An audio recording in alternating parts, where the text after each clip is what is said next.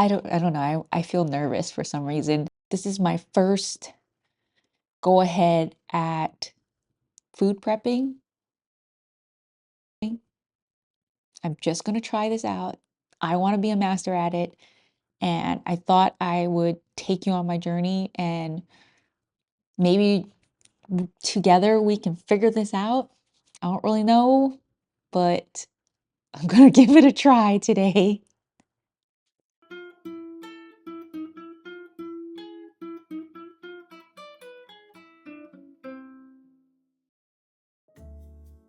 Hi friends, and welcome back to my channel. I'm Tara Tom, the Inside Stylist, here just sharing my experiences in hopes to support you on your healing journey.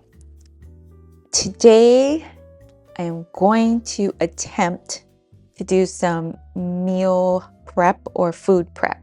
I would say it's more like food prep. I'm not an expert. I'm trying to master this so that I can share it with you because I know that you and we both need to save time. Like there's just not enough time in the day, and I'm sure you feel the same way I do, and you don't really want to remain in a kitchen all day. So this is my attempt to food prep, and here's what I did. So the foods that I'm going to be prepping today is I'm going to do roast some eggplants, some Brussels sprouts, which is something that I've been trying to eat more of to help my liver, and some sweet potatoes. I'm going to start off really small in this whole food prep thing. So my thought process is I've been having leafy greens, like a big salad in the evenings, and I've been just throwing on like things like this, roasted vegetables on top. I really like having sweet potatoes because they give a lot of the warmth that you like, the heaviness of the food. It just makes me feel really satiated. So I've been adding sweet potatoes, and that I do like adding to the salads that I've been having.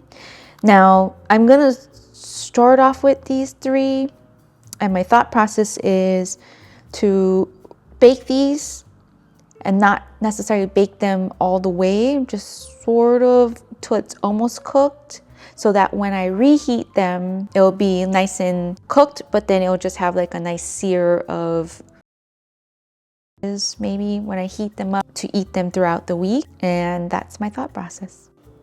Okay, and now we're going to, let's see, preheat this oven to 400 degrees. Something to know about eggplant is that I've read to salt them before roasting them for about half an hour prior to that, because that's supposed to take away the bitterness of it. But I haven't been really using too much salt. What I've done to just kind of cut back that salt is I've actually made a little bit of maple syrup, and then I add a little bit of salt to this. But the maple syrup, what it does is it kind of helps to coat the vegetable so that it doesn't dry out, and it can just like roast nicely because I'm not using any oil. And that's the same that I do for the Brussels sprouts and for the sweet potato. The sweet potato I add just a little bit. You just need a little bit of maple syrup, and all that does is coats the outside of the vegetables so that they don't dry out. And that's been working for me.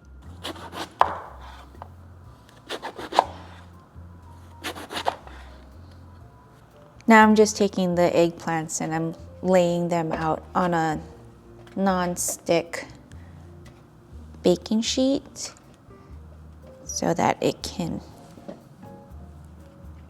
get nice and crisp. So then I'm just taking that maple syrup and just lightly brushing it over the eggplants on both sides. That way it won't dry out, and it has a little bit of salt to take away the bitterness. I'm not really sure if that's correct. I've never done it without salt. Maybe you can tell me if you find out. Now you don't have to peel your potato, but I like to. And then I'm just gonna cube them and then give them a little bit of maple syrup, toss them in a little bit of maple syrup, and that's it. They'll be ready to roast.